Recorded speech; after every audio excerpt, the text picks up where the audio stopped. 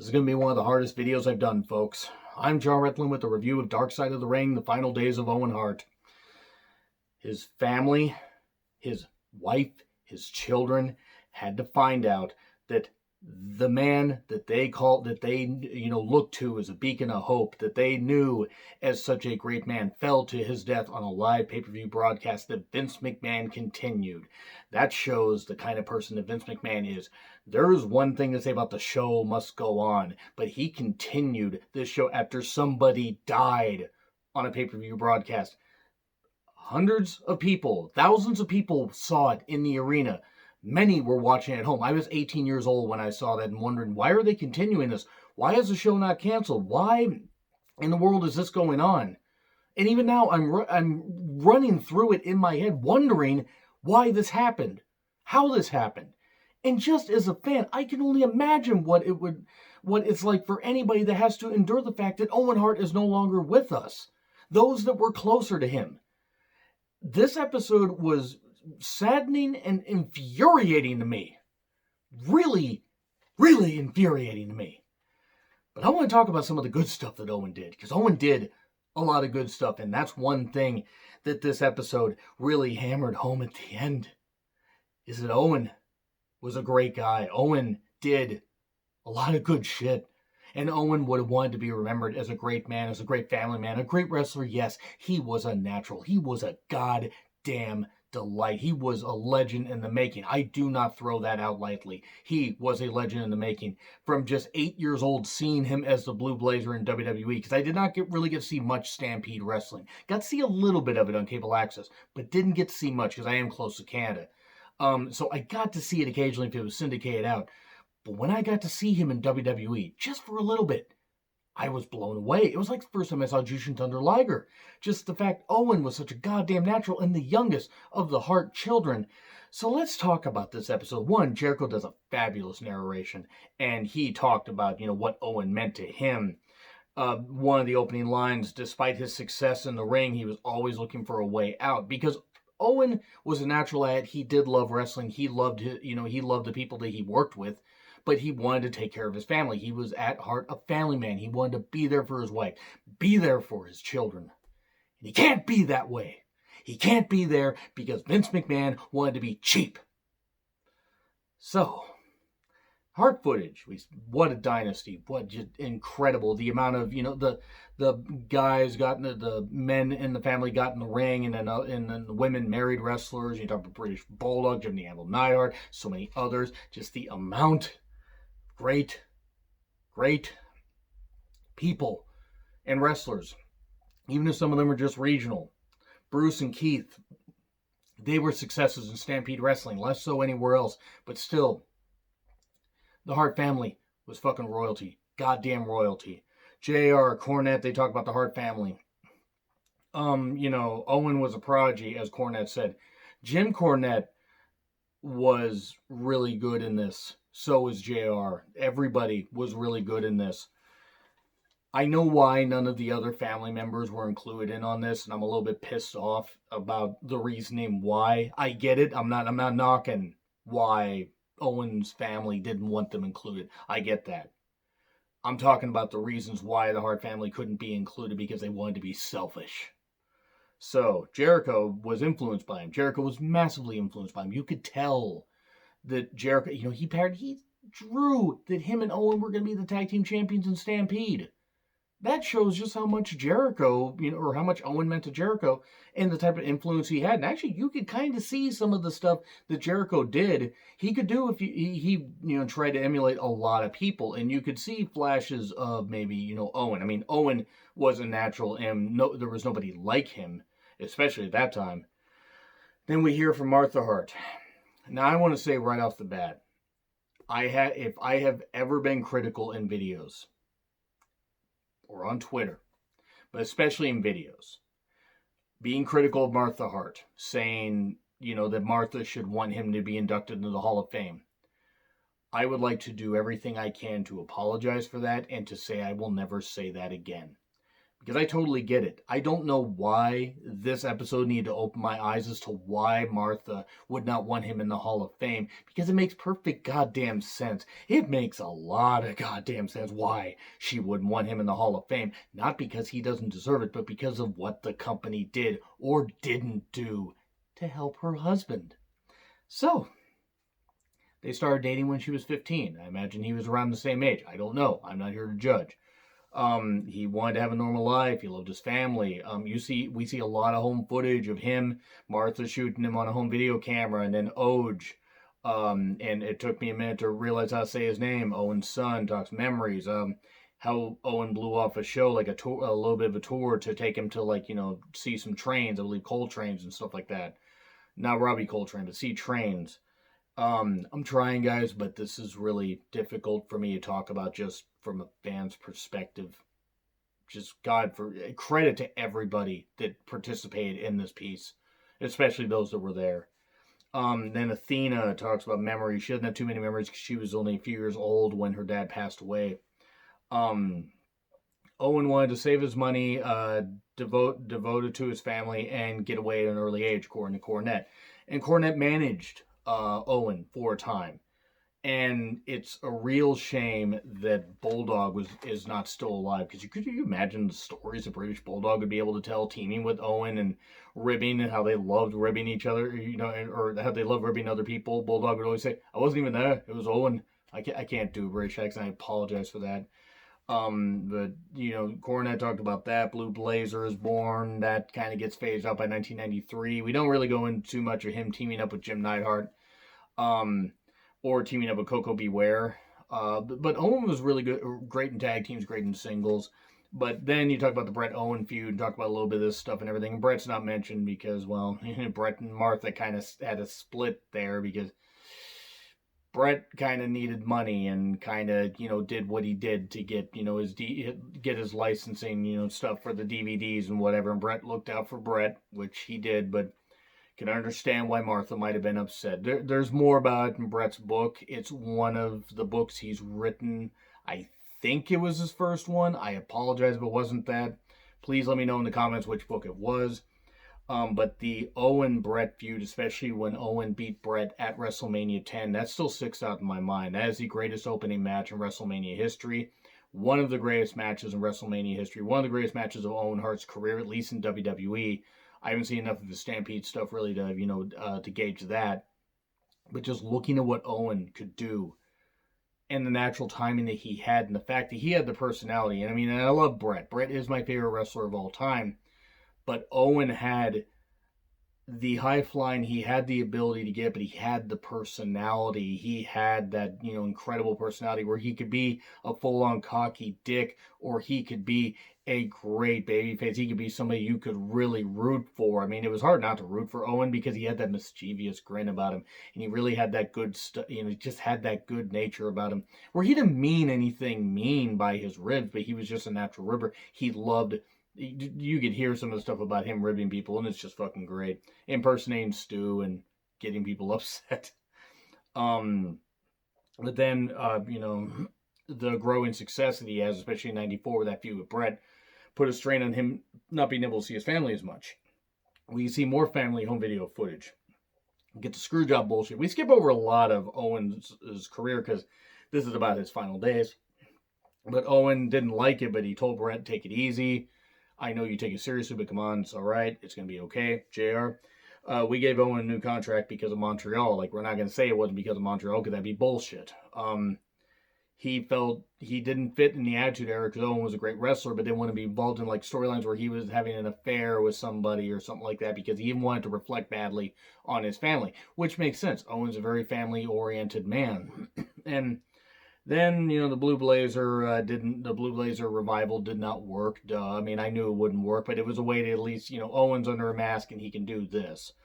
And then Rigging Company, talked about like his, descent was a way to poke fun at Sting. Let me tell you something right now. At this point, when they were doing that, Sting was doing the descent stuff, I think, in '98, but they were doing it in '99 as well. WCW was losing money and bleeding money, and the ratings were just absolutely just cascading down. WWE didn't need to do anything to poke fun at WCW. They were winning. WCW shot itself in the foot. There was no way for WCW to do it, so they didn't need to do any of this rigging bullshit. But nope, we're going to have him descend down because we're just going to do this to poke fun at Sting. Why? It was so unnecessary. And then you talk about over the edge, 99, and the rigging stuff. Martha was wondering. Owen, figured he'd be safe. And then this is where it got me. This is where I actually had to pause it. And I cried. I did cry. I'm going to try not to cry here and try not to get too angry. But he says, he rode with Oj to the airport, or he drove Oj there. And then Martha's mother is going to take them back because Owen wanted him to see him off. And the last thing he said to me, Oj said, was, "You look after your mom. You take care of your mom. You take care of your sister." Did Owen know? Did he have a premonition?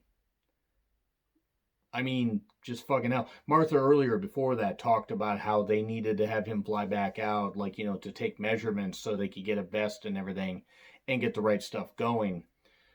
And Martha's like, well, he was just there. And then Oj says that, and that's chilling right there. It's like Owen knew. Not the company was, he just knew. Did he know? Did he actually know this?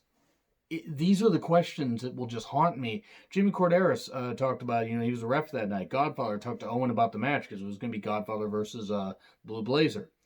And then Owen was concerned. He didn't want to do it. He didn't like heights. JR was like, well, JR wasn't making light of it, but he's like, well, Barry, you and me, Owen, I don't like heights. And Owen's like, neither do I. And then entrances. And then Owen drops because they see this happen, and Owen just drops. And shocks everyone. Jimmy felt something brush by him. It was Owen's body. I mean, right there, what the fuck? Like, what the fuck? Like, what in the world? My God, like, how do you, deal with it? How would you live with that? Not that it was anybody's fault, not any people here involved, but witnessing that, I don't know how in the world you could, do that. And JR and Cornette, talk about it. And Cornette, JR was there on commentary. Lawler was there on commentary as well. Cornette talked about it, and he said, I'd never seen anything like that. I'd never seen anything like that. And just talking about, oh boy. And this is where the other stuff goes. This review may go a little longer, guys. I do apologize, but, I've never seen anything like that happen in a wrestling ring. There have been deaths that have happened in a wrestling ring, but never because of negligence and never because of an accident. Sometimes heart attacks, moves, and this kind of stuff and whatever. Am I excusing it? I'm just saying medical things can happen like that. This was clear negligence. Lawler, according to D'Lo, because Owen's being taken out in a stretcher, and Lawler says to D'Lo, I think he's dead. Because Lawler was like white as a ghost. Because he saw that, and D'Lo saw Owen stretch it out and said, that's not an image that I want to revisit. And I don't blame him. And if you think about Owen, D'Lo had that happen. D'Lo saw that happen, and then a few months later, the accident happened with Draws. And it's not D'Lo's fault; it's an accident. And that 99 was a rough snake bit year, despite all the success that wrestling had. Godfather, Hercules, what the hell? Godfather, he was like, they took him out, he was like blue. And that's not a gimmick thing, he was like blue. That's just, Jarrett did a promo and, had found out about it. Not about him being dead, but it's just, Owen, I'm praying for you, buddy, because they were very close. And then JR found out 10 seconds before he had to make that announcement, before they came back on the pay-per-view. And just said what he said. That we're here to entertain us, but Owen Hart's passed away. I can't quote it verbatim, I'm sorry, but JR had to come up with that, and JR's a pro for doing that. I give JR a lot of shit for some of the stuff that he's doing now, but you know what? That I don't know how anybody could have called that. Cornette, and I'm sorry. Cornette, the last thing he said was look out. He knew he was done for, and he didn't want to take anybody with him. That's the kind of person Owen was. Look out. Even at his death, he wanted to do that. That despite all the negligence and everything, he wanted to make sure he didn't hurt anybody. He just didn't want to take anybody with him. He didn't want anybody else to get hurt. He knew he was done for. It was fucking foolish. It was unnecessary. It shouldn't have happened. And then Martha found out because Vince called, and she thought it was Owen ribbing her. No, it was Vince. And then said, once I find out, I'll have somebody call you. The doctor called, and he kind of beat around with it, and Martha said, just spit it out. Just say it. Get to the end. I did everything I could, but I couldn't save your husband. Can only imagine what that would do. This gave me a newfound respect for Martha, and I'll tell you why here in a second. But Ode recounts that day hanging out with his friend and seeing his mom cry, and Martha said there are two paths: one's destruction, one's reconstruction. Well, I can't let this destroy what we have. I need to make sure I survive for them, for the kids, by the way. They slept in the same bed. I don't even think they got a wink of sleep according to Ode. Brett had to help Martha because she was breaking down, seeing him in seeing Owen in the casket, funeral home, understandable. And then the funeral showed how many wrestlers and people were there, over 1,000 people. D'Lo said people were pulling off, and paying reverence and everything. That's what Owen meant to Canada. That's what Owen meant to wrestling. And Martha said, I'm not bitter. I'm not, any of this. But there will be a day of reckoning. That is my final promise to Owen. Martha looks for answers. She went to the arena. She went on the catwalk. She took her kids. I think she just took Ode. Maybe she took Martha also. Or not Martha. Maybe she took Athena also. I'm not too sure. But I know she took Ode. Maybe she did take them both. I blanked out on some of this stuff. And then Ode talks about seeing, how, where he would have fallen and everything and all that. And talking about his career and the ultimate sacrifice. Martha knew something was wrong. The rigging clip. She has the rigging clip. She has all this stuff. It was set for sailboats. 6 pounds of pressure. 6 pounds of pressure. I could put this bottle on there, and I guarantee you it probably would pop that. 6 pounds of pressure to hold another human being. That wouldn't even hold my hand. My hand doesn't weigh 6 pounds, but you get my point. And some guy, Bobby Talbert, no experience. They said, don't pull this cord, and you'll be fine. And he pulled the cord, and he wasn't fine. Whoever that guy is should have been brought up on criminal charges. WWE should have been brought up on massive criminal charges because we get a wrongful death lawsuit against WWE and the state of Missouri, because it was in Kansas City, Missouri, Kemper Arena. I think it was Kemper Arena. If it wasn't, I do apologize. Vince wanted the case moved to Connecticut because there's no punitive damage laws there. Vince McMahon wanting to save money, even though he was cheap and knew he fucked up. And I'm not saying that Vince killed Owen. I'm not going to say that. I'm not going to say anybody involved killed Owen. I'm not going to say anybody in the company did. But they had a hand in this negligence occurring. They may have not pulled the trigger, so to speak, but there was something definitely that they could have done, like maybe, I don't know, not sued Martha. That's what Vince did. And then the Hart family worked against her. Martha's having to fight this uphill battle against this multi-million-dollar company and everything because her husband died. All she wanted was to prove that something bad happened. All she wanted to do was prove this. And Vince is being talked to and everything, and talks about how I resent your tone because of this question that was asked. Vince McMahon really is a lot like Donald Trump. No wonder they're friends. Vince McMahon just happens to have a few more brain cells. This really made me hate Vince a whole lot more. I already didn't really care for Vince anyway. But yeah, you just see a little bit of footage from that. Negligent. It was completely forgettable. Other rigging company was too expensive, according to Oj. That's what he said. $18 million in the lawsuit. Martha wanted the case to go to trial. She wanted her children secured. That wasn't even the issue. She wanted to prove that there was negligence. WWE made, fucked up horribly, and this rigging company fucked up horribly because they were unqualified and they were cheap. She was looking for justice. Cornette, it's like that they didn't stop the pay-per-view is bullshit. And he's right. They should have fucking stopped the pay-per-view. They could, apparently, it broke some of the boards in the ring because of how far Owen fell. And as some of the wrestlers, they could feel where he fell in the ring. And there was blood on the mat. And they continued that pay-per-view. I guarantee you that they weren't going to lose that much. And they probably might have lost some money, but you know what? It would have at least proven that Vince McMahon cared. But he doesn't care. At the end of the day, he doesn't. JR, it's like, worst moment of my career, maybe the worst moment of my life, watching Owen cut down in the prime of his career. Makes sense. Jericho, he was a pioneer.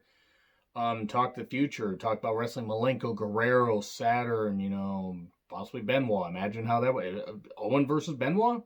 Owen versus Guerrero? I mean, yeah, Owen might have had a career resurgence in 2000. Maybe. He was looking to leave, and I think his contract was up in a couple of years. But Hall of Fame talk, Cornette, his wife doesn't want him in the Hall of Fame, glorified by WWE. And that's true.